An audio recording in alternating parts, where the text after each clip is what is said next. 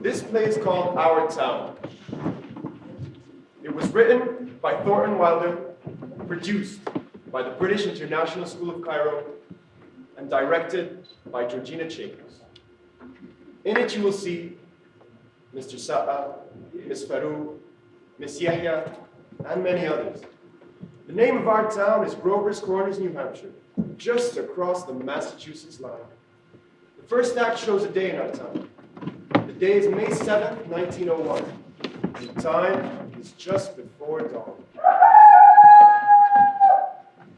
The sky is beginning to show some streaks of light over in the east there, behind our mountain.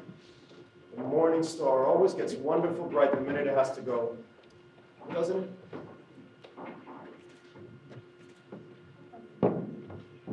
Well, I'd better show you how our town lies. Up here is Main Street. Way back there is the railway stations. Tracks go that way. Over there is the Congregational Church. Presbyterian's across the street. Methodist and Unitarian are over there. The Baptist is down in the hollow by the river. The Catholic Church is way over beyond the tracks. Here's the town hall and the post office combined. Jail's in the basement. Along here's a row of stores, hitching posts and horse blocks in front of them. First automobile's going to come in about 5 years. Belonged to banker Cartwright, our richest citizen. Lives in the big white house up on the hill. Over here is the grocery store and Mr. Morgan's drugstore. Most everybody in town visits those two stores once a day. Public school's over yonder, high school's farther over. 8:45 mornings, noon times, and 3 o'clock afternoons. The whole town can hear the yelling and screaming from those schoolyards. This is our doctor's house, Doc Gibbs. And this is his back door.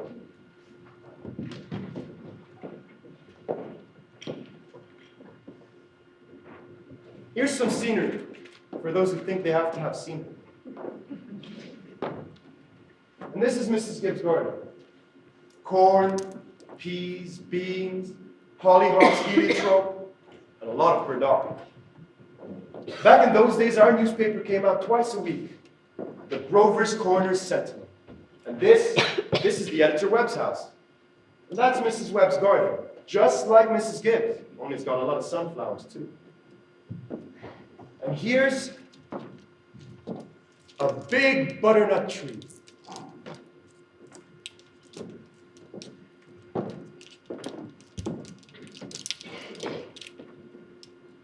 Nice town, you know what I mean?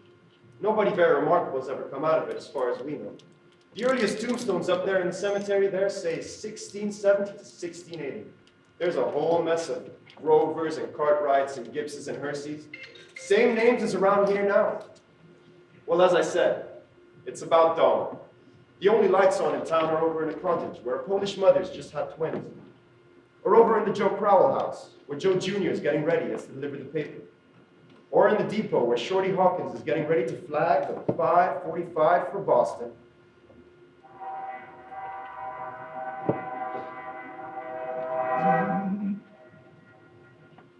Naturally, all around there have been lights on for some time, what with Milkins and so on, but town people sleep late.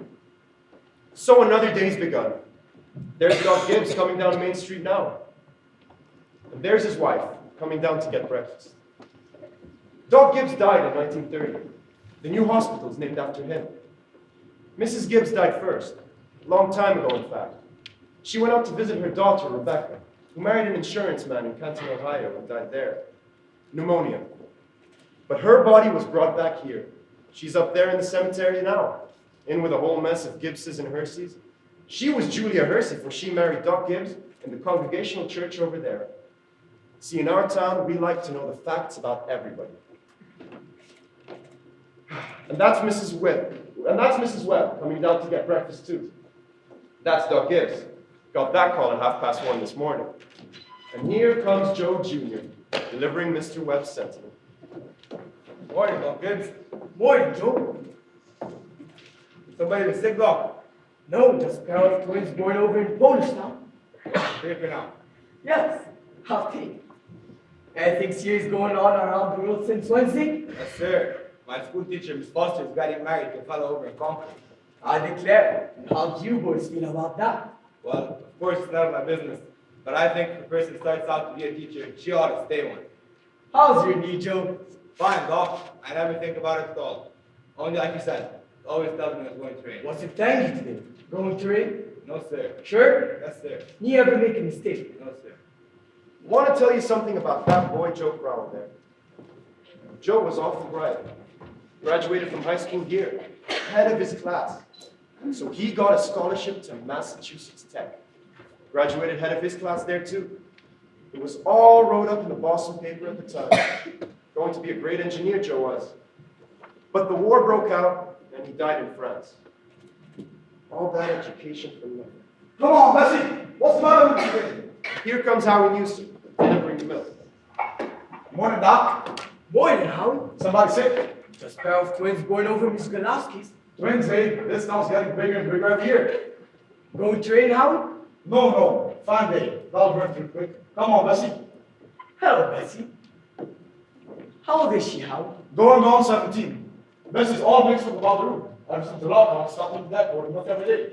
Keeps smoking me the whole trip. Good morning, Howie. Morning, Mrs. Gibbs. Doc's just coming down the street now. Is he? Seems Yeah. like you're late today. Something went wrong with the separator. Don't know what that was. Doc. Howie? Children, time to get up! Everything all right, Frank? Yes, I declare. Easy as pickings. Bacon will be ready in a minute. Sit down and drink your coffee. You can catch a couple of hours of sleep this morning, can't you? Miss Wentworth is coming at 11. I guess I know what that's about too. His stomach ain't what we ought to be. All told, you won't get more than 3 hours of sleep. Frank Gibbs, I don't know what's going to become of you. I do wish I could get you to go away someplace and take a rest. I think it would do you good. Emily, time to get up! Wally, it's 7 o'clock! I declare, you've got to speak to George. Seems like something's come over him lately. He's no help to me at all. I can't even get him to cut some wood. Is he being sassy to you? No, he just whines. All he thinks about is that baseball. George! Rebecca, you'll be late for school! George! George, look sharp! Yes, Mom. Can't you hear your mother calling you? I guess I'll go upstairs and get 40 winks. Wally, Emily, you'll be late for school! Wally, you wash yourself, girl. I'll come up and do it myself. What dress should I wear? Don't make a noise. Your father's been out all night and needs his sleep. I washed and ironed the blue gingham for you special. Mama, I hate that dress. Oh, hush up, will you? Every day I go to school dressed like a sick turkey. Now, Rebecca, you always look very nice. Mama, George's doing so badly. I'll come and slap the both of you. That's what I'll do. There's a factory in our town too. You hear it? It makes blankets. Cartwrights own it, and it brought him a fortune. Children! Now I won't have it. Breakfast is just as good as any other meal, and I won't have you gobbling like wolves. It'll stunt your growth, and that's a fact. Put away your book, Wally. Mama, by 10 o'clock I need to know all about Canada. You know the rules as well as I. No books at table. As for me, I'd rather have my children healthy than bright. I'm both, Mama. You know I am. I'm the brightest girl in school for my age. I have a wonderful memory. Eat your breakfast. I'm right too when I'm looking at my stamp collection. I'll speak to your father about my dress. Seems to me like 25 cents a week's enough for a boy your age. I declare, I don't know how you spend it all. Oh, Ma, I got a lot of things to buy. Strawberry phosphate. That's what you spend it on. I don't see how Rebecca comes to have so much money. She has more than $1. I've been thinking it out gradually. Well, dear, I think it's a good thing to spend some every now and then. Mama, do you know what I love most in the world? Do you? Mice. Eat your breakfast. Mama, there's the first bell. I gotta hurry. I don't want any more. I gotta hurry. Walk fast, but you don't have to run. Wally, put your pencils in me. Set up straight, Emily. Tell Miss Foster I sent her my best congratulations. Can you remember that? Yes, Ma. You look real nice, Rebecca. Pick up your Goodbye. Here, chip, chip, chip. No, go away, you. Go away. Here, chip, chip, chip. What's the matter with you? Fight, fight, fight. That's all you do. You don't belong to me. Where'd you come from? Oh, don't be scared. Nobody's gonna hurt you. Good morning, Myrtle. How's your cold? Well, I still get that tickling feeling in my throat. I told Charles that there was a choir practice and I wouldn't be any use. Have you tried singing over your voice? Yes, but somehow I can't do it in strong key. Well, I'm resting myself up on the street some of these beans. Let me help you. Beans have been good this year.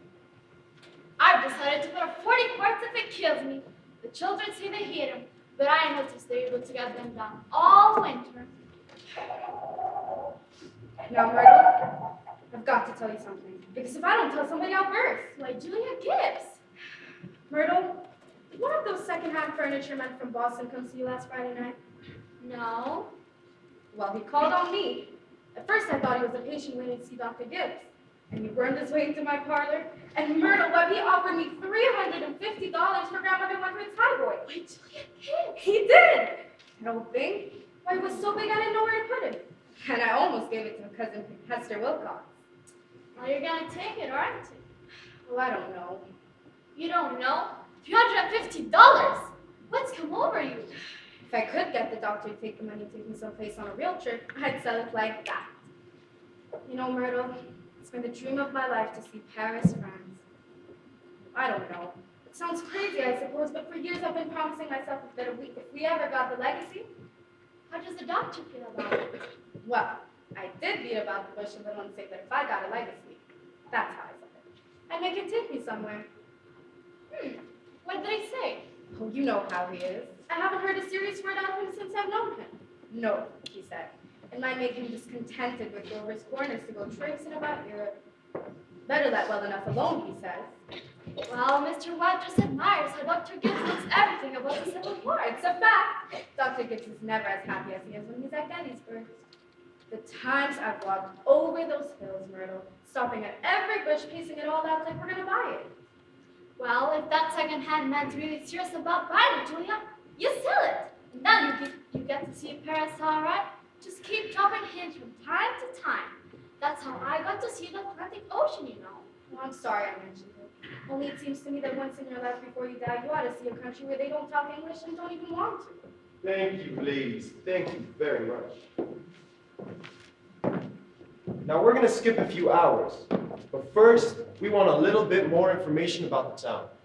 So I've asked Professor Willard of our state university to sketch in some of the details of our past history here. Is Professor Willard here? May I introduce Professor Willard of our state university. A few brief notes, Professor. Unfortunately, our time is limited. Grover's Corners, let me see. Grover's Corners lies on the old Pleistocene granite of the Appalachian Range. I may say it's some of the oldest land in the world. We're very proud of that. A shelf of Devonian basalt crosses it with vestiges of Mesozoic shale and some sandstone outcroppings. But that's all more recent, 200, maybe 300 million years ago. Some highly interesting fossils have been found. I may say unique fossils. 2 miles out of town at Silas Beckham's cow pasture. They can be seen at any time at the museum at our university. That is, at any reasonable time. Shall I read some of Professor Gruber's notes on the meteorological situation, precipitation, etc.? Afraid we won't have time for that. We might have a few more notes on the history of man here. Ah, yes. Anthropological data. Early Amerindian stock, Cochiti tribes, no evidence before the 10th century of this era. Now entirely disappeared. Migration toward the end of the 17th century of English brachiophiliac blue-eyed stock. Since then, some Slav and Mediterranean. And the population, Professor Willard? Within the town limits, 2,640. Just a moment, Professor. Oh, yes, indeed. The population at the moment is 2,642. The postal district brings in 507 more, making it a total of 3,149. Death and birth rates constant. By McPherson's gauge, 6.032. Thank you, Professor. We are all very much obliged to you, I'm sure. Thank you again. This way. Not at all, sir, not at all. And now for the social and political report, Editor Webb. Oh, Mr. Webb. You'll be here in a minute. Just cut his hand like he was eating an apple. Thank you, Mrs. Webb. Mr. Webb is publisher and editor of the Grover's Corner Sentinel. That's our local paper, you know. Well, I don't have to tell you that we're run here by Board of Selectmen. All males vote at the age of 21. Women vote indirect. We're a sprinkling of professional men. 10% illiterate laborers. Politically, we're 86% Republican, 6% Democrats, 4% Socialists, rest indifferent. Have you any comments, Mr. Webb? Very ordinary town if you ask me. A little better behaved than most. Probably a lot duller. But I think our young people here, they seem to like it well enough. I mean, 90% of them settled down right here to live, even when they've been away to college. Now, is there anyone in the audience that would like to ask Mr. Webb anything about the town? Is there much drinking in Grover's Corners? Well, man, I wouldn't know what you call them much. We've got one or two town drunks, same as everywhere else. But, no, ma'am, I'd say liquor ain't a regular thing in the home here, except in the medicine chest. Right good for a snake bite, you know? Is there anyone aware of? Could you please come forward where everyone can hear you? Now, what were you saying? Is there anyone aware of social injustice and industrial inequality? Yes, everybody is. Something terrible. Seems like nowadays, everybody spends their time talking about who's rich and who's poor. Then why don't they do something about it? Well, I don't know. I guess we're all looking, like everybody else, for where the rich and sensible can rise to the top, while the lazy and quarrelsome can sink to the bottom. Meanwhile, we do all we can to help those in need. And those that don't, we leave alone. Are there any other questions? Oh, Mr. Webb! Mr. Webb, is there any concern of using those stars? Well, ma'am, there ain't much. Not in the sense that you mean. Actually, come to think of it, there's some girls that play the piano at high school commencement. But they ain't happy about it. But there ain't much. But I suppose this is the place to tell you, we got a lot of pleasures of the kind here. We like to watch the sun coming up over the mountains in the morning. We all notice a good deal about the birds. We watch the changing of the seasons. Yeah, everybody knows about them. Those other things, Robinson Crusoe in the Bible, Handel's Largo, we all know those. But that's about as far as we go. So I thought. Thank you, Mr. Webb. Thank you, Mr. Webb. Now we're going to go back to the town. It's early afternoon. All 2,642 have had their dinners, and all the dishes have been washed. There's an early afternoon calm in our town, a buzzing and a humming from the school buildings. Only a few buggies on Main Street. The horses dozing at their hitching posts. You all remember what it's like. Doc Gibbs is in his office tapping people and making them say, ah. Mr. Webb is cutting his own lawnmower with his own lawn. You know, 1 in 10 men think it's a privilege to push their own lawnmower. No, sir. It's later than I thought. Here are the children coming home from school already. I can't go unless I've got to go home and help my mother. I promise. Emily, walk simply. Who do you think you are today? Papa, you're terrible. 1 minute you tell me to stand up straight, and the next minute you're calling me. I just don't listen to you. Oh golly, I never got a kiss from such a great lady before. Excuse me, Mrs. Forrest. Go play out in the fields, young man! Awfully sorry, Mrs. Forrest. Hello, Emily. You made a fine speech in class. Well, I was really ready to make a speech about the moral doctrine, but at the last minute, Miss Corky made me talk about the Louisiana Purchase instead. I worked an awful long on both of them. Gee, it's funny, Emily. From my window up there, I can just see ahead How can you? You certainly do stick to it, Emily. I don't see how you can sit still that long. I guess you like school. I figure it's just something you have to go through. Yeah, I don't mind it really. We'll pass it for time. yeah. Emily, what do you think? We might work out a kind of telegraph from your window to mine. And every once in a while, you could give me a kind of hint or two about one of those algebra problems. Now, I don't mean answers, Emily. Of course not. Just a little hint. Well, I think hints are allowed. So, if you get stuck to it, you whistle, and I'll give you some hints. Emily, you're just naturally bright, I guess. I figure that's just the way a person's born. Yeah, but you see, I want to be a farmer. And my Uncle Luke says whenever I'm ready, I can come over and work on his farm. And if I'm any good, I can just gradually have it. You mean the house and everything? Yeah. Well, thanks for the talk, Emily. I better be getting out to the baseball field. Goodbye, Emily. Good morning, Mrs. Webb. Good morning. So long, Emily. So long, George. Emily, come and help me string these beads for the winter. George Gibbs said himself how a real conversation, didn't he? Why, he's growing up. How old would George be? I don't know. Let's see. He must be almost 16. Mama, I made a speech in class today, and I was very good. Well, you must recite it, your father at supper. What was it about? The Louisiana Purchase. I'm going to make speeches all my life. Mama, are these big enough? Try and get them a little bigger if you can. Mama, can you answer me a question? Serious? Seriously, dear, not serious. Seriously? Will you? Of course I will. Mama, am I good looking? Yes, of course you are. All my children have got good features. I'd be ashamed if they hadn't. Oh, Mama, that's not what I mean. What I mean is, am I pretty? I've already told you yes. Now that's enough of that. You have a nice young pretty face. I never heard of such foolishness. Oh, Mama, you never tell us the truth about anything. I am telling you the truth. Mama, were you pretty? Yes, I was, if I do say it. I was the prettiest girl in town next to Mamie Cartwright. But Mama, you got to say something about me. Am I pretty enough to get anybody, to get people interested in me? Emily, you make me tired. Now stop it. You're pretty enough for all normal purposes. Now come along and bring the bowl. Oh, Mama, you're no help at all. Thank you, thank you. We're going to have to interrupt here again. Thank you, Mrs. Webb. Thank you, Emily.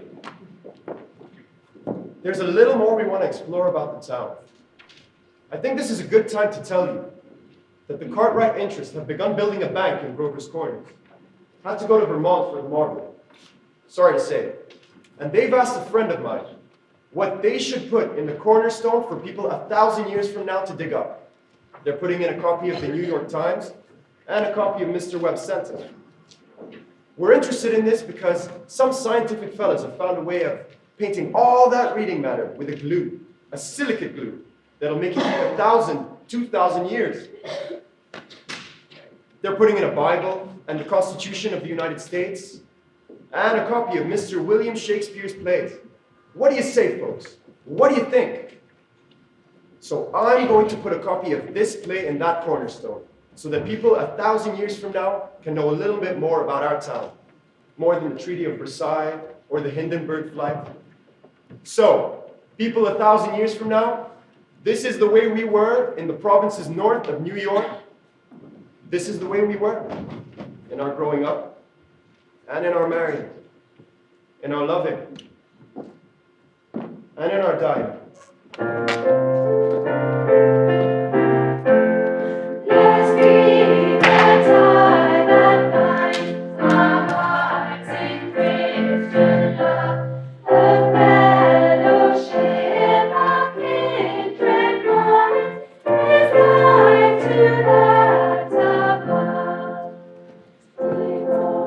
Well, a great deal of time's gone by. You can hear choir practice going on in the Congregational Church. It's evening. The children are at home doing their schoolwork.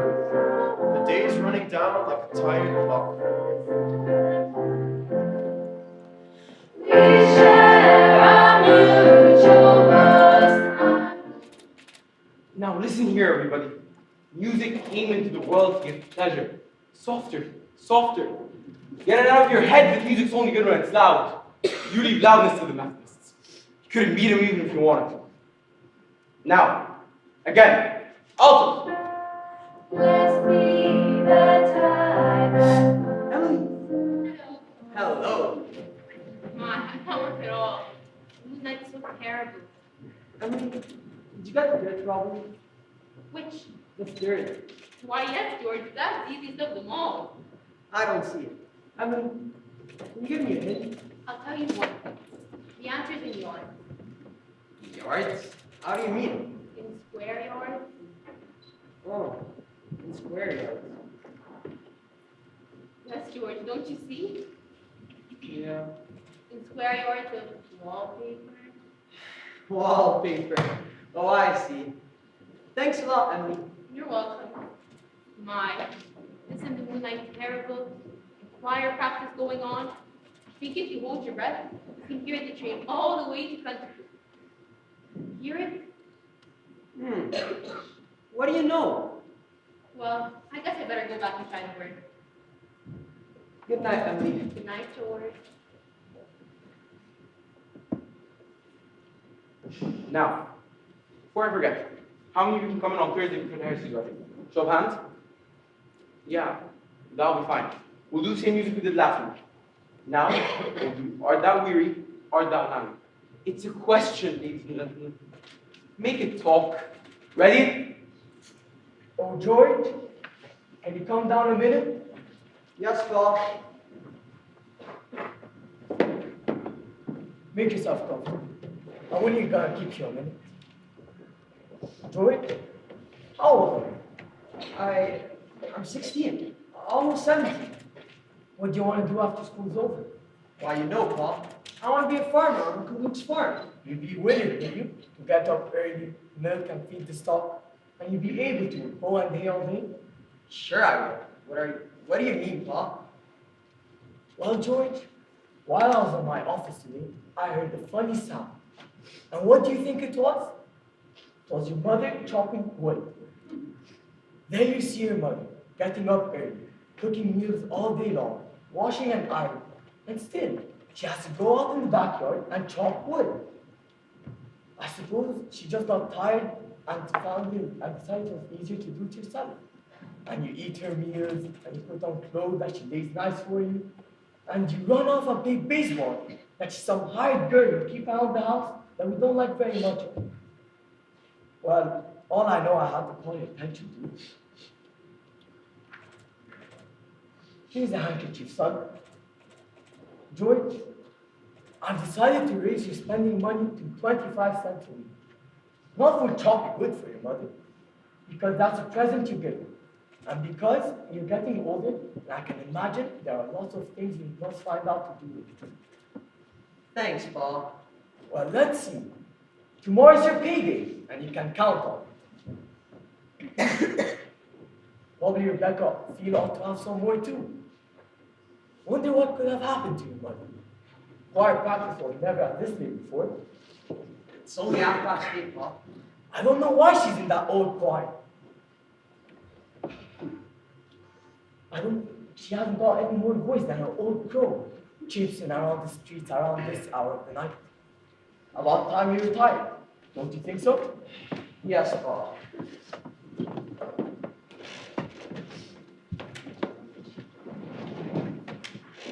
Good night, Martha. Oh, good night, Mrs. Foster. Night, sweet. Good night, Irma. I'll tell Mr. Webb. I know he wants to put in the paper. Real nice choir practice, wasn't it? Myrtle Webb, look at that moon, will you? Potato weather for sure. Naturally, I didn't want to say a word about this in front of the others, but now we're alone, really. It's the worst scandal that ever was in this town. What?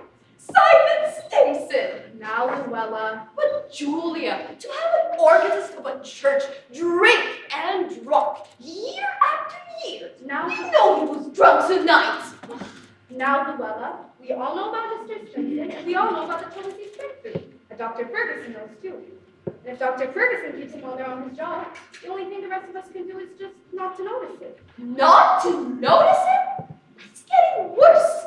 No, it isn't, Luella. It's getting better. I've been in that part twice as long as you have. It doesn't happen anywhere near so often. I hate to go to bed on a night like this. I better hurry. Those children are still up till all hours. Good night, Luella. Can you get home safe, Luella? It's as bright as day. I can see Mr. Storm scowling at the window right now. We'd say we'd been in a dazzling anti-carrier.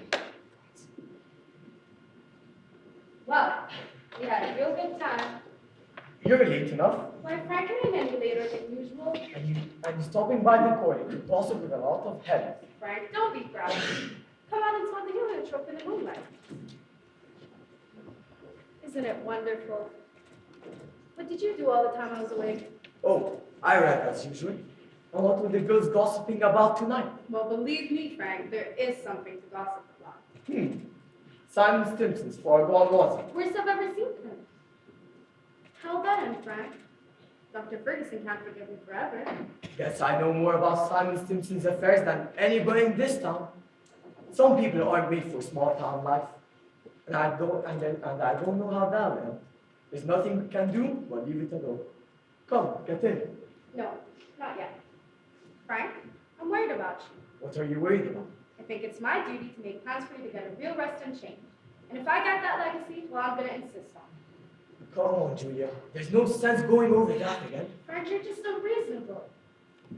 Julia, it's getting late. And the first thing you know, you're gonna catch a cold. I gave George a piece of my mind tonight. I reckon you wouldn't get chopped off for a while.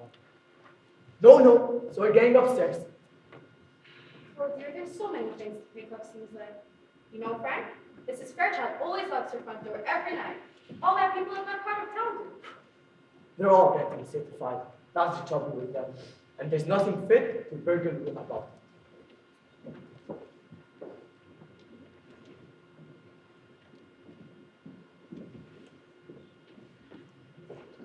Get out, Rebecca. There's only room for one of this window. You're always spoiling everything. Well, let me look just a minute. Use your own window. I did, but there's no moon there. George, do you know what I think? Do you? I think maybe the moon's getting nearer and nearer, and there'll be a big explosion. Rebecca, you don't know anything. If the moon were getting nearer and nearer, the guys with the telescopes all night would know all about it, and it'd be all in the newspapers. George, is the moon shining on South America, Canada, and not the whole world? Well, probably is. 9:30. Almost all the lights are out. No, there's Constable Warren, checking a few doors on Main Street. And here comes Editor Webb, after putting his newspaper to bed. Good evening, Bill. Hi, good evening, Mr. Webb. Quite a room. Yep, All quiet tonight? Simon Stimson's rolling around a bit. Just saw his wife out hunting for him. There he is now. Good evening, Simon. The town seems to have settled down pretty well for tonight. Yes, good evening, Simon. The town seems to have settled down pretty well. Don't you think that we should too? Can I walk a long ways with you? Well, good night. Don't know how that's gonna end. Well, he's seen a peck of trouble. One thing after another. Oh, Bill, you see my boy smoking cigarettes? Give him a word, will you? He thinks the world of you, Bill. I don't think he smokes no cigarettes, Mr. Webb. Leastways, not more than 2 or 3 a year. I hope not. Good night, Bill. Good night, Mr. Webb. Is that you up there, Myrtle? No, it's me, Papa. Why aren't you in bed, Emily? I don't know, I just can't sleep yet. Moonlight's so wonderful. And the smell of Mrs. Gibbs' heliotrope. Can you smell it? Yeah. Haven't any troubles on your mind, do you, Emily? Troubles, Papa? No. Well, you enjoy yourself, but don't let your mother catch you. Good night, Emily. Good night, Papa. I never told you about that letter Jane Crawford got from her minister when she was sick. He wrote Jane a letter, and on the envelope the address was like this. It said Jane Crawford, the Crawford Farm, Morris Corners, Susan County, New Hampshire, United States of America. What's funny about that? Oh, but listen, it's not finished. The United States of America, continent of North America, Western Hemisphere, the Earth, the solar system, the universe, the mind of God. That's what it said in the envelope. What do you know? And the postman brought it just the same. do you know?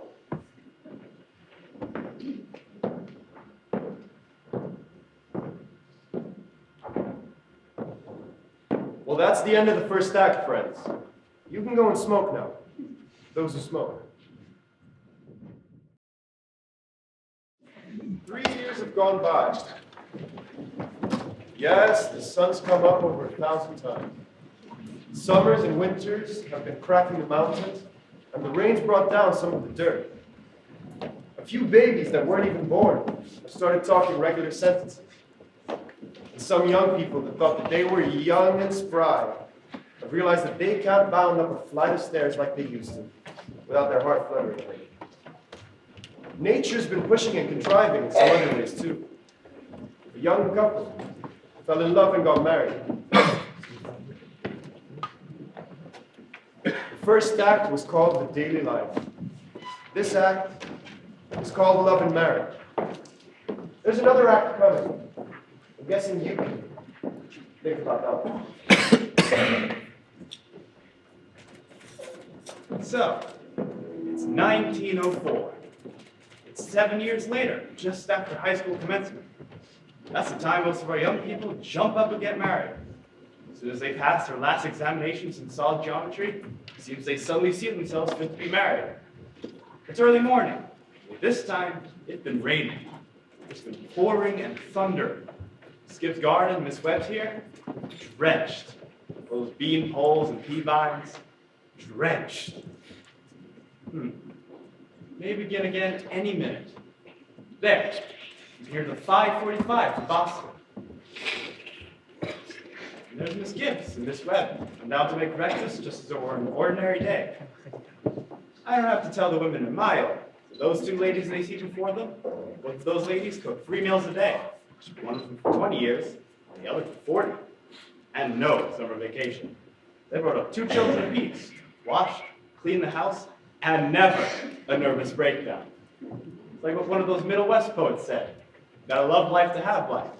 You gotta have life to love life. What they call the vicious circle. Whoa, Bessie. There's Howie Newsom, delivering the mail. There's Cy Crowell, delivering the papers like his mother before him. Morning, Simon. Morning, Howie. Anything in the papers, I ought to know. Nothing much, except you're losing about the best baseball pitcher Grover Scorner ever had. Reckon is. He could hit and run bases, too. Yup, mighty fine ball player. Whoa, Bessie. I guess I can stop and talk to. I don't see how you can give up a thing like that just to get married. Did you, Howie? Can't tell, Si. Never had no talent that way. You're up, ready, Boogie. Yep, trying to prevent a flood. River's been rising all night. Cyprow's all worked up here about George gets retired from baseball. That's the way it is, sir. Guy, we had a ball player George Gibbs couldn't touch him. Named it Hank Todd. Went to Maine, became a parson. Wonderful ball player. Howie, how's the weather look to you? Oh, they ain't bad. They've been clear up for good now. Hey, listen. Morning, Mr. Gibbs. Good morning, Howie. Do you think it's gonna rain again? It rained so heavy last night. I think we need to clear up for good now. Certainly hope it will. How much do you want today? I'm gonna have a house full of relations today, Howie. Seems to me like I'll need 3 milk and 2 of cream. My wife says that we both hope they'll be very happy. Mrs. Gibbs won't be home. Thanks a lot, Howie. Tell your wife I hope she gets there to the wedding. She'll be there. She'll be there, she can.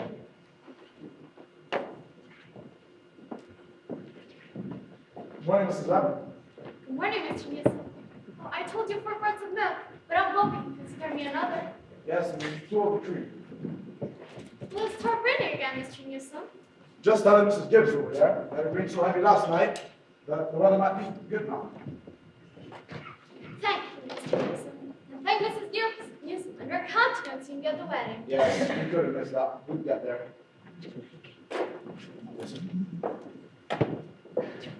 Well, Mom, the day has come. You're finally losing one of your chicks.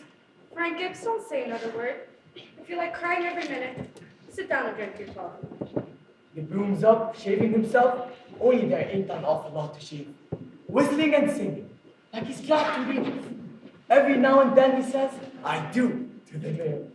But it doesn't sound convincing to me. I do there, Frank. I don't know how we get along. I've arranged this Hilton seat to warm things on. Frank, they're too young. Emily won't think of such things. They'll catch us if it pulls the middle. I was remembering my wedding morning, Julia. Don't start that, Frank Gibbs. I was the slightest young fella in the state. I thought I'd make a mistake for sure. But when I saw you coming down the aisle, I thought you were the prettiest girl that I'd ever seen. But the only problem was, I'd never seen you before. And there I was, at the Congregational Church, marrying a total stranger. And how do you think I felt? Frank, weddings are perfectly awful things. Farces. That's what they are. Here, I've made you something. Why, Julia Hersey! French toast? It ain't hard to make, and I have to do something. How did you sleep last night, Julia? Well, I heard a lot of the hours struck off. Yes, it gets me a shock every time I think about George setting out to be the family man. That great dangling thing. I tell you, Julia, there's nothing so in the world so terrifying as a son. The relation of a father and son is the most sternest, awkwardest. Well, mother and daughter's no picnic, let me tell you. I guess they have a lot of troubles, I suppose, but that's none of our business. Everybody has a right to their own troubles. Yes, people are meant to go through life two by two. It ain't natural to be lonesome. Julia, do you know what I was scared of when I first married you? Go along, will you? I was scared of we wouldn't have any material for conversation more or less as a few weeks. I was afraid we'd run out and eat our meals in silence. And that's a fact. And now we've been conversing for 20 years now, without any noticeable barren spells. Well, good weather, bad weather, it ain't very choice, but I always find something to say. Did you hear Rebecca Stern around upstairs? No. Probably Rebecca, the only time of the year Rebecca hasn't been managing everybody's business up there. I think she's hiding in her room. Lord sakes, this has got to stop. Rebecca! Rebecca, come get your breakfast! Good morning, everybody. Only 5 more hours to live. George Gibbs, where are you going? Just stepping across the grass. Now, George, you put on your overshoes. It's raining torrent. Oh, Ma, it's just a step. George, do as your mother tells you. From tomorrow on, you can kill yourself in all weather. But while you're in my house, you'll live wisely, thank you. Maybe Mrs. Webb is confused to call you at 7 in the morning. Here, take a cup of coffee. I'll be back in a minute. Good morning, Mother Webb. Goodness, you frightened me. Now, George, you can come in a minute out of the wet. But you know I can't ask you in. Why not? George, you know as well as I do, the groom can't see his bride before his wedding day. That's just a superstition. Good morning, Mr. Webb. Good morning, George. Mr. Webb, you don't believe in that superstition, do you? Well, George, there's a lot of common sense in some superstitions. George, you don't want to be the first to fly in the face of custom. How's Emily? She hasn't waked up yet. Haven't heard a sound out of her. Emily's asleep? No wonder. We're up till all hours, sewing and packing. Now I'll tell you what I'll do. You sit down here a minute with Mr. Webb and drink this cup of coffee. Well, I go upstairs and see she doesn't come down and surprise you. There's some bacon too, but don't be long about it.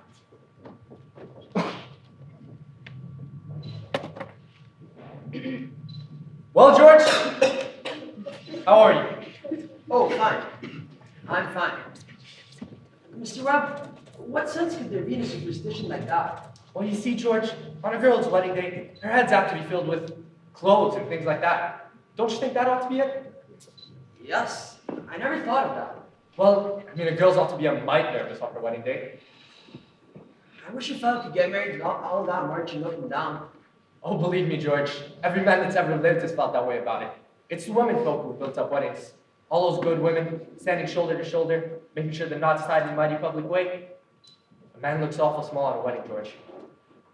But you believe in it, don't you, Mr. Webb? Oh, yes, yes. Don't you misunderstand me, my boy. Marriage is a wonderful thing. Wonderful thing. And don't you forget it. No, sir. Mr. Webb, how old were you when you got married? Well, you see, I'd been away to college, so I'd taken some time to settle. But Mrs. Webb, she wasn't much older than what Emily is. You see, George, it's not about age as much as it's about other things.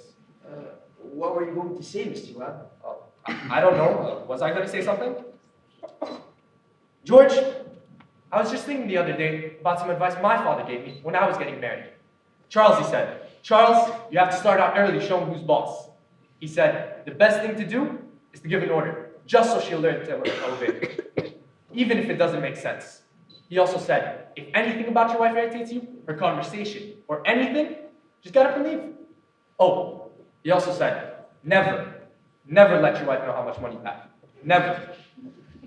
Well, Mr. Webb, I don't think I could. So I took the opposite of my father's advice, and I've been happy ever since.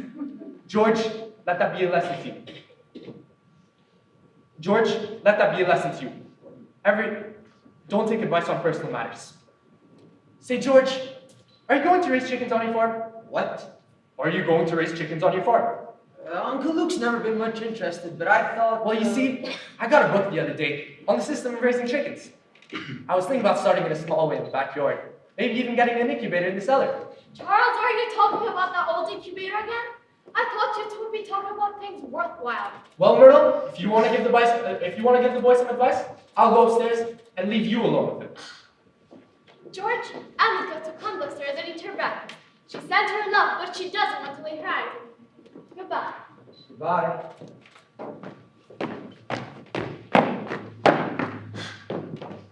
Well, Myrtle, I guess you don't know about that other, older superstition, do you?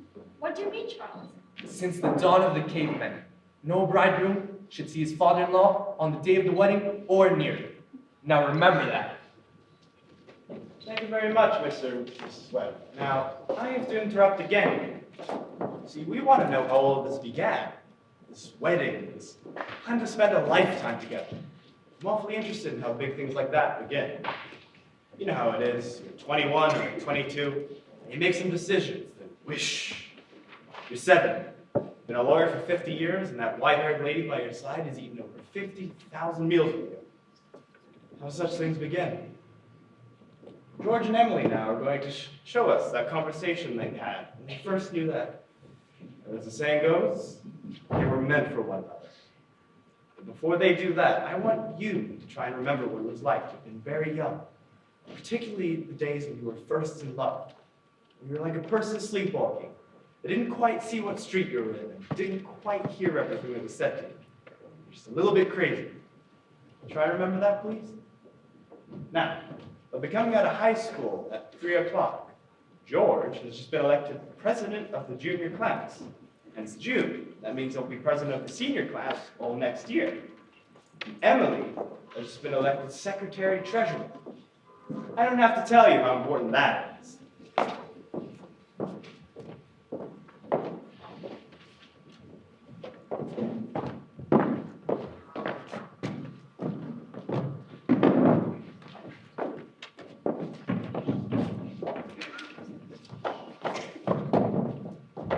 Yep, there they are coming down Main Street now.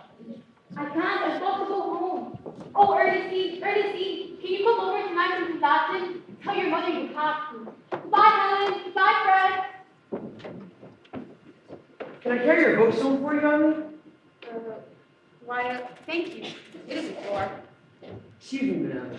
Say, Bob, if I'm a little late, start practice anyway, and give Herb some long high ones. Goodbye, Lizzie. Goodbye, Lizzie. I'm awfully glad you elected too, Emily.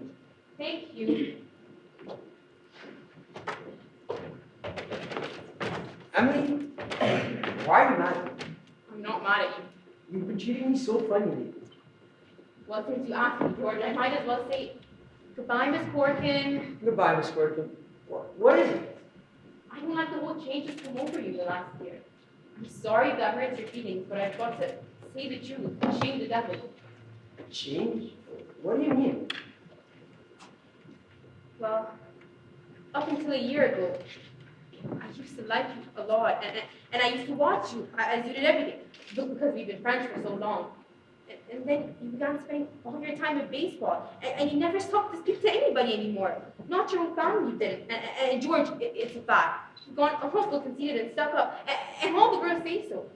They might not say it to your face, but that's what they're saying about you behind your back. And it hurts me to hear them say it, but I've got to agree with them a little. I'm sorry if that hurts your feelings, but I can't be sorry I said it. I'm glad you said it. I mean, I never thought that such a thing was happening to you. I guess it's hard for a child not to have faults with his character. I always expect a man to be perfect, and I think he should be.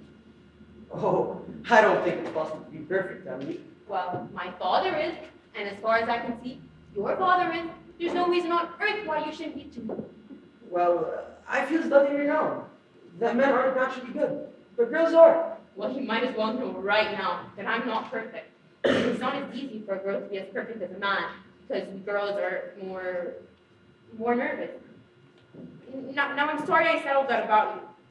I don't know what made me say it. Emily, No, I know it's not the truth at all. And I suddenly feel that it isn't important anyway. Emily, would you like an ice cream soda or something before you go home? Why, thank you. I will.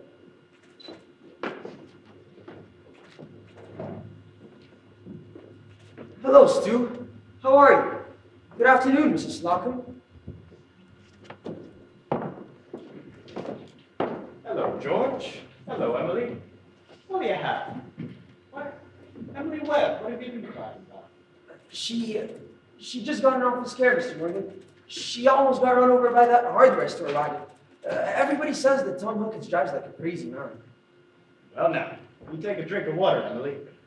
You look all shook up. I tell you, you gotta look both ways before you cross Main Street these days. Gets worse every year. What do you have? I'll have a strawberry phosphate. Thank you, Mr. Morgan.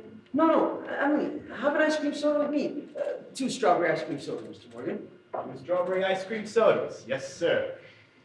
Yes, sir, they got 125 horses in Grover's Corners this minute I'm talking to you. Now they're bringing in these automobiles.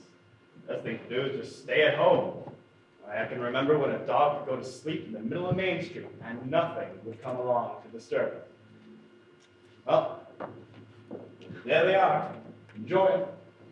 Yes, Mrs. Ellis, what can I do for you? They're so expensive. No, don't you think of that. We're celebrating our election. And then do you know what else I'm celebrating? No. I'm celebrating because I've got a friend who tells me all the things that ought to be told. George, please don't think of that. I don't know why they said it. It's not true.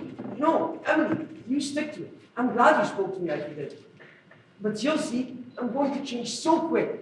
You better want to change. And Emily, I want to ask you a favor. What? Emily, if I go away to State Agriculture College next year, will you write me a letter once in a while? I certainly will. I certainly will, George. It certainly seems like being away 3 years, you get out of touch with things.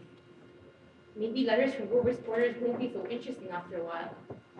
Grover's Corners isn't a very important place, but I think it's a very nice town. The day wouldn't come when I wouldn't want to know everything that's happening.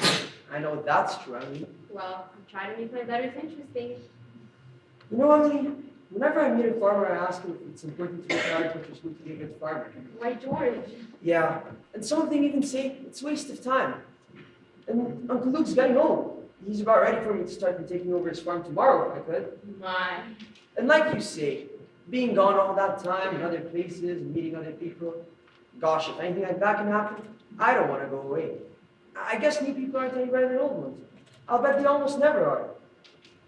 Emily, I feel that you're as good as a friend as I've got. I don't want to go and meet people in other towns. But George, maybe it's important for you to learn all about that cattle judging and soil and those things. Of course, I don't know. Emily, I'm going to make up my mind right now.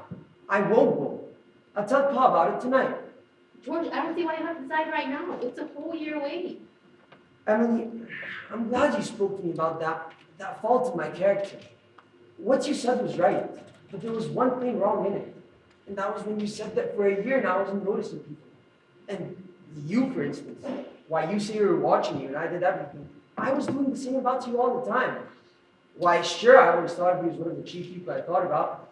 I always made sure where you were sitting on the bleachers and who you were with. And for 3 days now, I've been trying to walk home with you. But something's always got in the way. Yesterday, I was standing over against the wall waiting for you. And you walked home with Miss Quirky. Why, George? Life's awful funny. How could I have known that? Why, I thought... Listen, Emily, I'm going to tell you I'm not going to architecture school. I think that once you've found a person that you're very fond of, I mean, a person who's fond of you too, and likes you enough to be interested in your country, well, I think that's as important as college is. And even more so. That's what I think. I think it's awfully important too. Emily, Yes.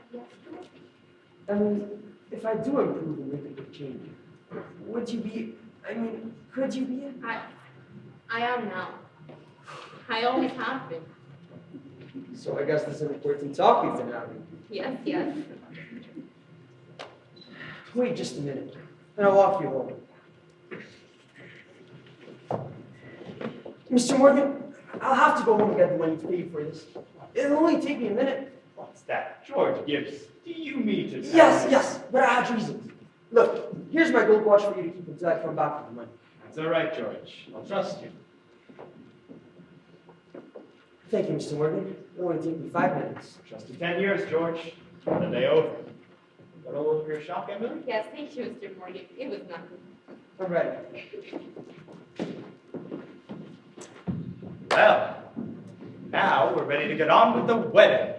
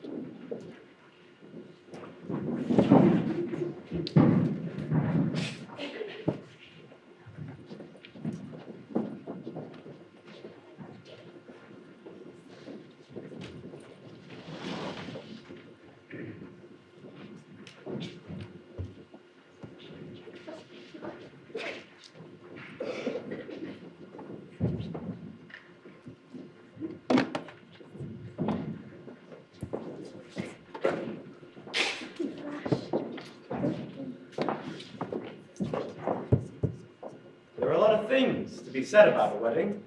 There are a lot of thoughts that go on during a wedding. We can't get them all into one wedding, naturally. Especially not one at Grover's Corners, where they're awfully plain and short. In this wedding, I play the minister. That gives me the right to say a few more things about it. For a while now, the play gets pretty serious. See, some churches say marriage is a sacrament. I'm not quite sure what that means, but I can guess. Like Miss Gibbs said, people are meant to live 2 by 2. This is a good wedding, but even at a good wedding, people are so put together that, there's a lot of confusion way down deep in people's minds. We thought that ought to be in our play too. The real hero of the scene isn't on stage at all. You know who that is. It's like what one of those European fellows said. Every child born into the world is nature's attempt to make a perfect human being. We've seen nature pushing and contriving for some time now. We all know she's interested in quantity, but I think she's interested in quality too. That's why I'm in the ministry. And let us not forget all those other witnesses at the wedding. The ancestors, millions of them. Each of them is set to live out 2 by 2 also. Millions of them. Well, that's all my sermon. Wait very long anyway.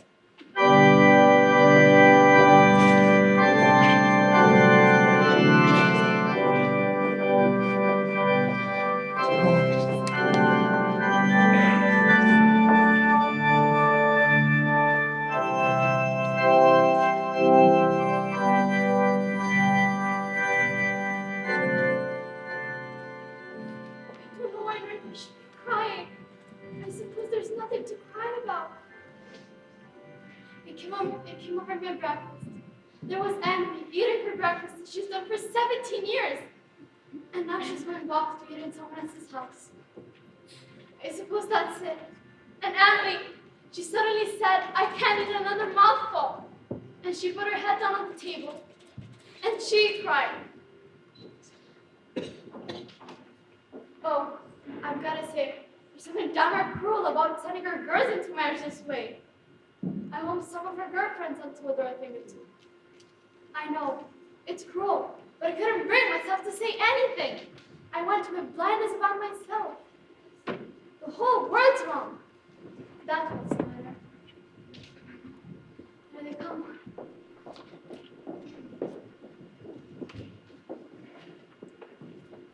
Hey, George! Look at him, fellas. He looks scared to death. Don't be scared of the team, big boy. We know what you're thinking about. Woo! All right, that's enough of that. We used to have a lot of that kind of thing at weddings in the old days. Rome and the later. We're more civilized now, so they say. George,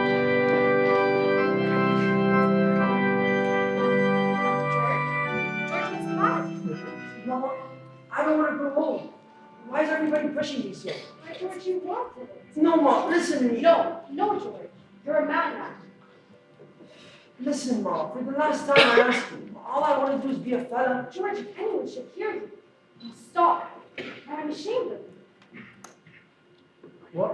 Where's Emily? George, you gave me such a turn. Cheer up, Mom. I'm getting married.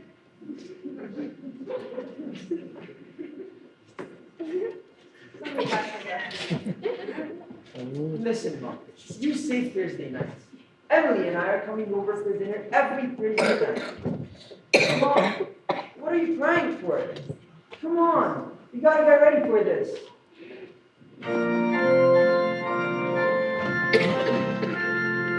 Blessed be the tie that binds our hearts in Christian love, the fellowship of Christian life is life as above. Before our Father's throne, before our ardent prayer, our fears, our hopes, our aims, our comforts and our care. I've never felt so alone in my whole life. And George over there. I hate him. I wish I were dead.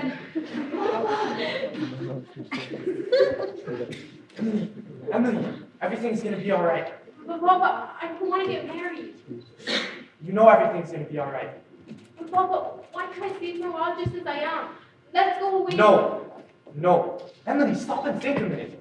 Don't you remember that you used to say all the time, you used to say that I was your girl? There must be lots of places you could go to. I could work for you, I could keep house. Emily, you mustn't think of such things. You're just nervous, that's all. George, come here a minute. Why, you're marrying the finest young fellow in the world. George is a fine fellow. But Papa, George, I'm giving away my daughter here. Do you think you can take care of her? Mr. Webb, I want to. Emily, I'll try my best. I love you, Emily. I need you. if you love me, help me. All I want is someone to love me. I will, Emily. Emily, I'll try. And forever. Do you hear me? Forever and ever.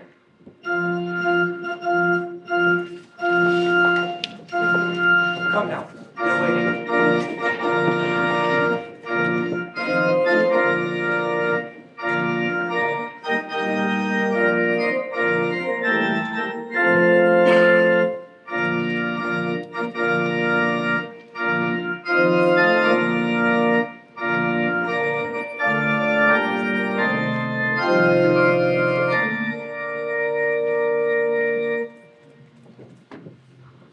You, George, take this woman, Emily, to be your wedded wife. Perfectly lovely wedding. Loveliest wedding I ever saw. I do love a good wedding. Don't you? Doesn't she make a lovely bride? I do. You, Emily, take this man, George, to be your wedded husband. Don't know when I've seen such a lovely wedding. But I always cry. Don't know when it is. But I always cry. Oh, just like to see young people happy. Oh, I think it's lovely.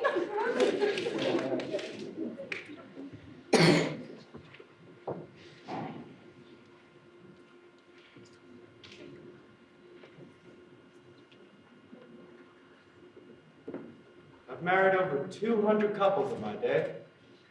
Do I believe in it? I don't know. Marry Nick. Millions of them. Cottage, Sunday afternoon drives in the Ford. First rheumatism, grandchildren. The second rheumatism, the deathbed. The reading of the will. Once in 1,000 times, it's interesting. Well, let's have Mendelssohn's Wedding March.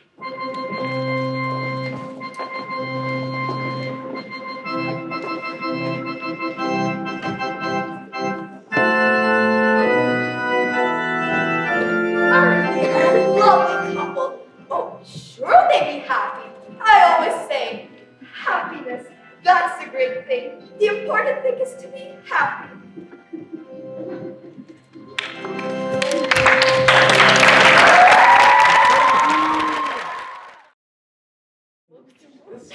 This 9 years gone by, friends. Summer 1913.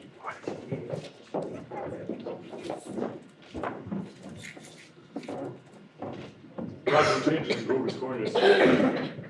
Horses are getting rarer. Farmers coming into town for Fords. You'd be surprised though, on the whole. Things don't change much around here.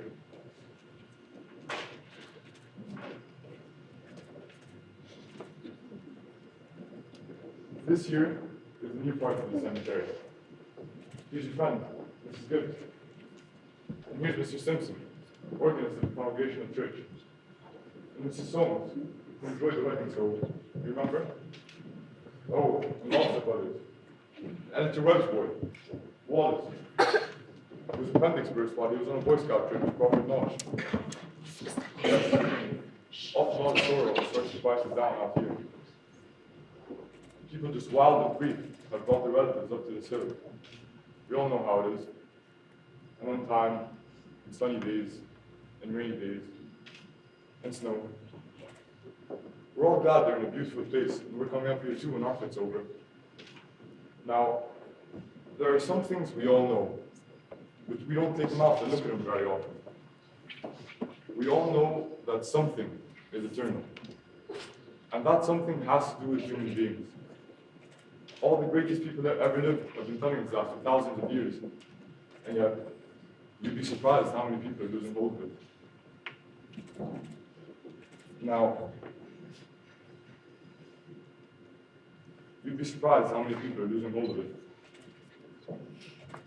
There's something way down deep that's eternal about every human being. We all know that the dead don't stay interested in us living people very often. Gradually, they lose hope in the earth, and the ambitions they had, and the pleasures they had, and the things they suffered, and the people they loved. They slowly get weaned away from the earth. Yes, that's the way I put it. Weaned away. And all that time, they slowly get indifferent to what's going on in Grover's Corners. Now,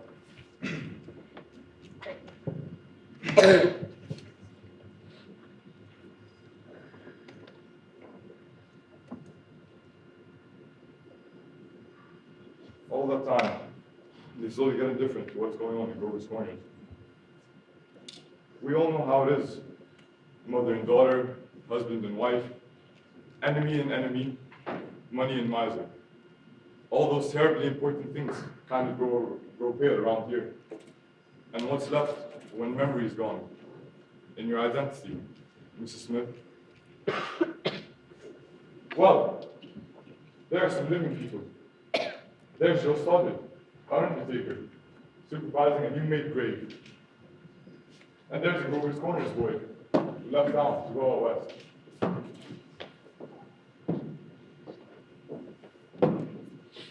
Good afternoon, Joe Stoddard. Good afternoon. Good afternoon. Let me see now. Do I know you? You sound great. Gracious sakes alive. I should have known you. That, you know. You've been away a long time, Sam. Yes, I've been away over 12 years.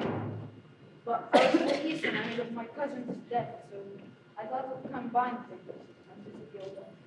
You're well. Yes, can't complain. Very sad I'm hearing here today, Sam. Yes, I always hate to supervise when a young person's sick. They'll be here in a few minutes now. I have to come here early. My son's supervising at the home. Old farmer McCarthy. I used to be Georgia after school.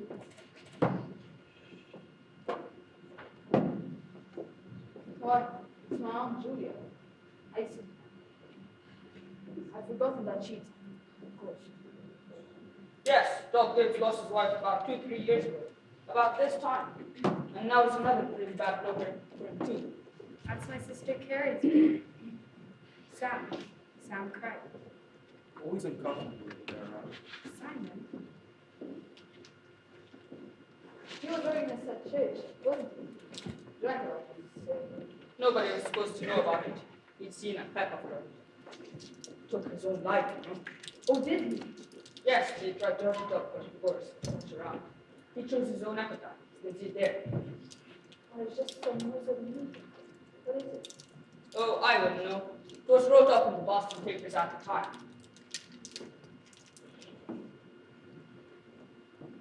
Wasn't she got it? Who? My cousin. Didn't you know? Had some trouble bringing the baby to the world. Was her second. There's a little boy, about 4 years old.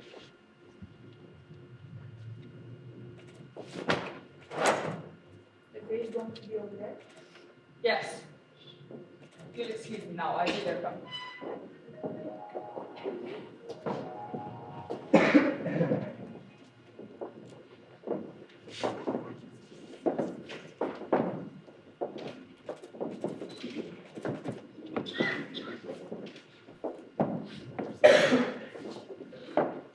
Who is it, Julia?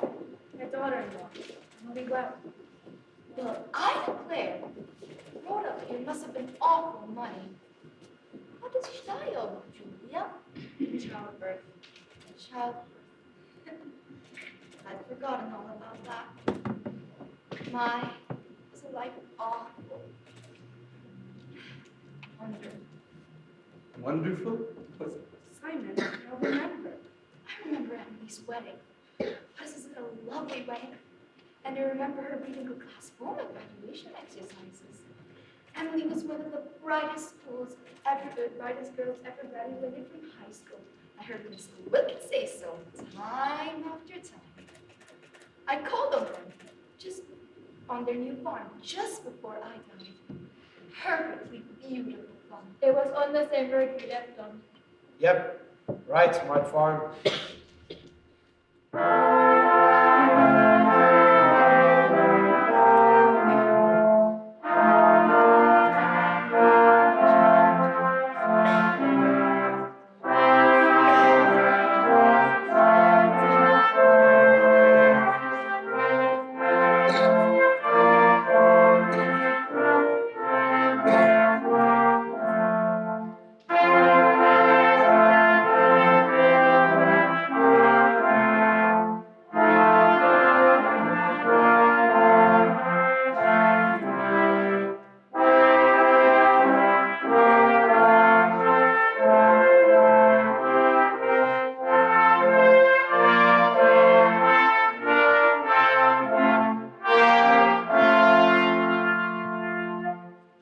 I always liked that hymn. I heard they played at them. Hello. Hello, Emily. Hello, Miss Gibbs. Hello, Mother Gibbs. Emily. Hello. It's raining. Yes. You'll be gone soon, dear. Just rest yourself. It seems thousands and thousands of years since Papa remembered that was my favorite hymn. Oh, I wish I'd been here a long time. I don't like being new here. How'd you do, Mr. Simpson? How do you do? Mother Gibbs. George and I have made that farm just the best place you ever saw. We thought of you all the time. We wanted to show you the new barn with the great long cement drinking fountain for the stock. We bought that out of the money you left us. I did. Don't you remember, Mother Gibbs?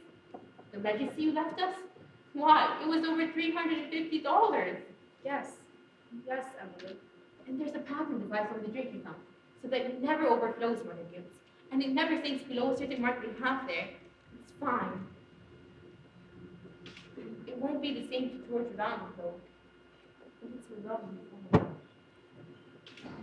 5 people don't understand, do they? No, dear. Not very much. They're sort of shut up in little boxes, aren't they? I feel as though I knew them less than 1,000 years ago. My boy spending the day at Mrs. Carter's. Oh, Mr. Carter, my boy spending the day at your house. Is Yes, he loves it there. Mother Gibbs, we have a Ford too. Never gives us any trouble. I don't drive though. Mother Gibbs, when does this feeling go away? Of being one of them? How long will... Shh. Just wait. Be patient. Look, they're finished. They're going.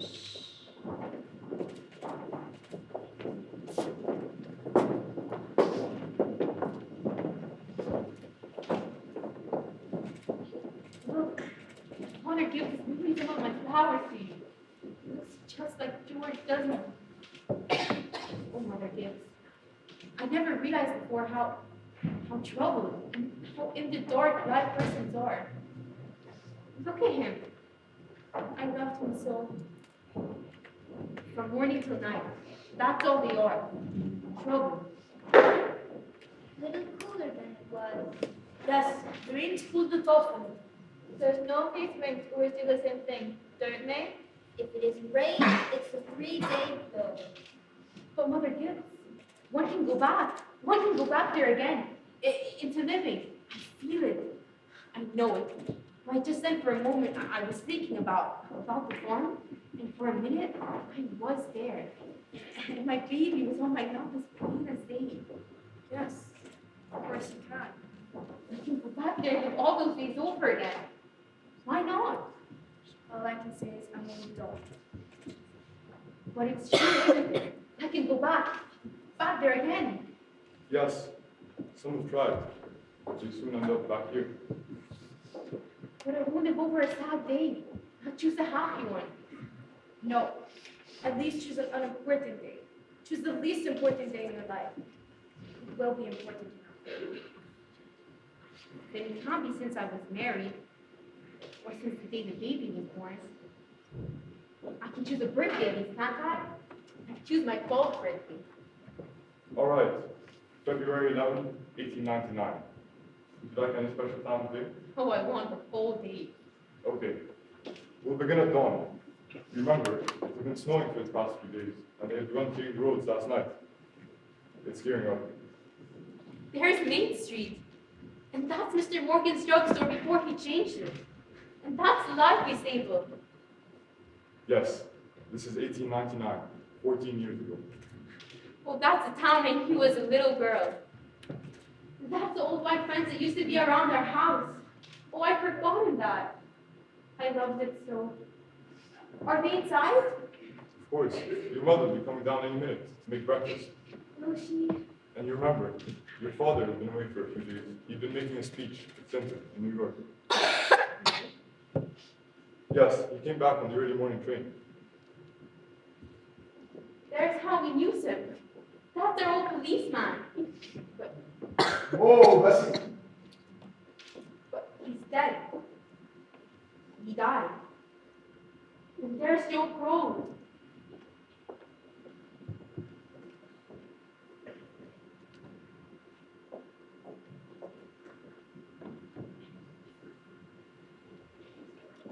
Children! Wally, Emily, time to get up! Mom, I'm here. Oh, how young Mama looks. I didn't know Mama was ever that young. You can come and dress by the kitchen fire if you like, but hurry!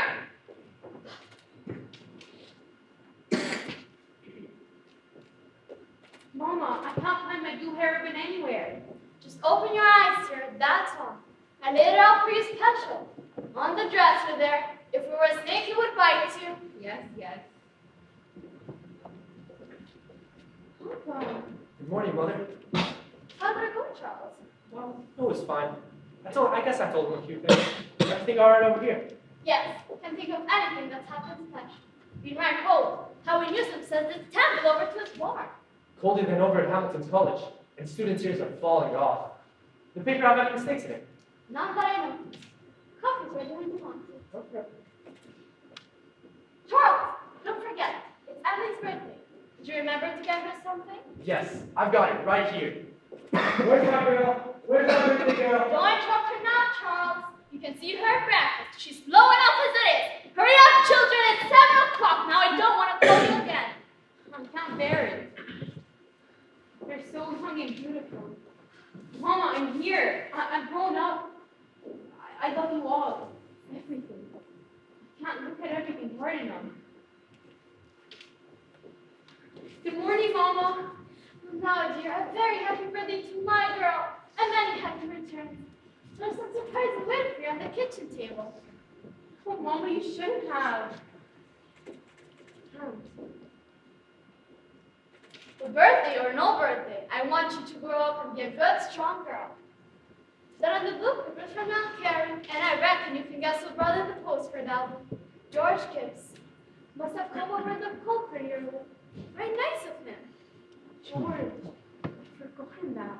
Chew the bacon good and slow. You'll keep a woman a cold day. Oh, Mama, just look at me for one moment and so you really saw me. Over 14 years have gone by. I'm dead. You were a crown mother, Mama. I married George Gibbs, Mama. Ronnie's dead too. Mama, his appendix burst on a camping trip to North Conway. We felt just terrible about it, don't you remember? But just for a moment now, we're all together. Mama, just for a moment, we're happy. Let's look at one another. That on the yellow paper, something I found amongst your grandmother's things. And I thought you're old enough to wear it now. Oh, Mama, this one's from you. It's lovely. It's just what I wanted. It's beautiful. Well, hoped you'd like it, hunted all over. Had to send it all the way from Boston. Wally has something for you too. He made a man of training class, and he's very proud of it. Be sure to make a big fuss about it. Your father has something for you too. Don't know what it is myself. Shh. Here he comes. Where's my girl? Where's my birthday girl? I can't go on. It goes by so fast. We don't have time to look at one another. Didn't realize. So all this was going on, I never noticed. Take me back, up the hill, to my grave. But first, wait. One more look. Goodbye. Goodbye, world. Goodbye, Grover's Corners. Mama, and Papa. Goodbye to taking frogs and Mama's sunflowers. And food, coffee, and new iron dresses, and hot baths. And sleeping.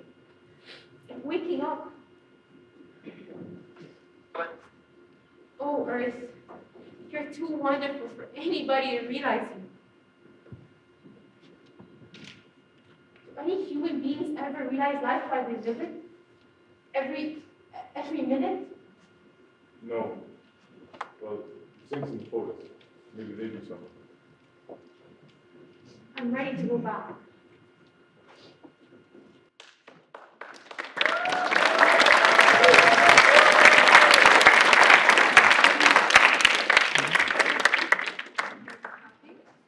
No, you should have listened to me.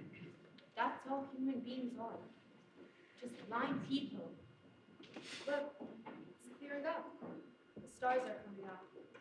Oh, Mr. Simpson. You should have listened to me. Now you know. Now you know. That's what it was to be alive. To go about in a cloud of ignorance. To go up and down, trampling on the feelings of those about you. To spend and waste time as though you had a million years. To be at the center of one self-centered passion or another. Now you know. That's the happy existence you wanted to go back to. Ignorance and blindness. Simon Stimson, that ain't the whole truth and you know it. Emily, look at that star. Forget its name. My boy Joe was a sailor. Knew them all. Sat on the porch evenings and tell them all by name. Yes, sir, wonderful. A star is mighty good company. Yes, it is. There's one of them coming. That's funny. Ain't no time for one of them to be here. Mother Gibbs, it's George. My boy Joel knew the stars. He used to say it took millions of years for that speck of light to get to the earth. Don't seem like a body could believe it. But that's what he used to say. Millions of years. Goodness, that's no way to behave. Mother Gibbs, it's George. It's George.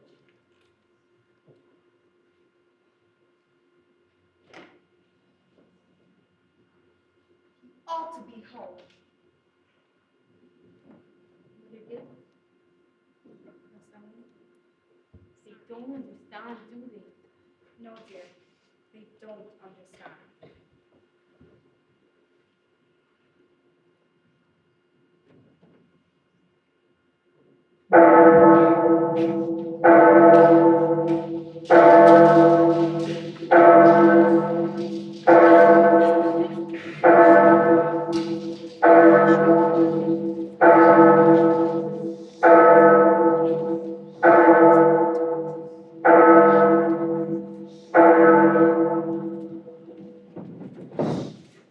Most everybody is sleeping in Movers Corners. Shorty Hawkins down by the depot had just watched the Albany train go by. And at the library table, someone's staying up late, talking. Yes, it's clearing up. Scholars haven't settled the matter yet, but they seem to think there's no living beings up there. Just chalk, fire. Only this one is straining away all the time to make something of itself. The strain's so bad that every 16 hours, everybody lies down and gets a rest.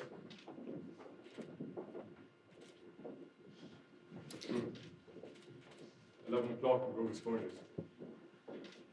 You get a good rest too. Good night. Yes!